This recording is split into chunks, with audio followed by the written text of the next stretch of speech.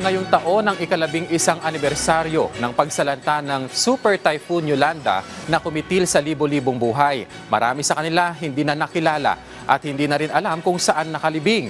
Pero sa kabila niyan, hindi sila nakakalimutang alalahanin, ipagdasal at bigyang pugay ng kanilang mga mahal sa buhay. Yan ang sentro ng balita ni Kate Renya. Sa Holy Cross Cemetery sa Tacloban City, makikita ang mga puntod na ito na walang pangalan. Bahagi sila ng mass grave kung saan inilibing ang mga biktima ng Super Typhoon Yolanda, 11 taon na ang nakakaraan. Pero kahit hindi alam ng mga kaanak kung alin doon ang puntod ng namatay na mahal sa buhay, hindi nila nakakaligta ang bumisita sa mass grave tuwing undas. Pag November, nabalik ko ng mga memories. Sa tulong ng lokal na pamahalaan ng Tacloban, nasa 20 survivors ng Bagyong Yolanda ang nagsasagawa ng Candle and Flower Fair sa Plaza Rizal ng syudad kada taon. Sila mismo ang nagtatanim ng mga bulaklak at gumagawa ng mga kandila.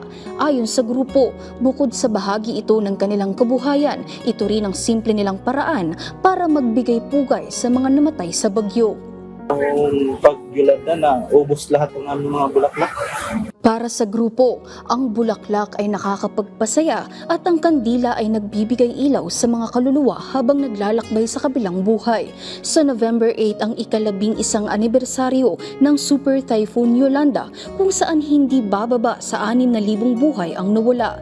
Isang insidente na hindi na siguro mawawala sa alaala ng mga nakaligtas at mga nawalan ng mahal sa buhay. Sa ngalan ng Philippine Information Agency Eastern Visayas, ako si Kate Renya para sa Pambansang TV sa Bagong Pilipinas.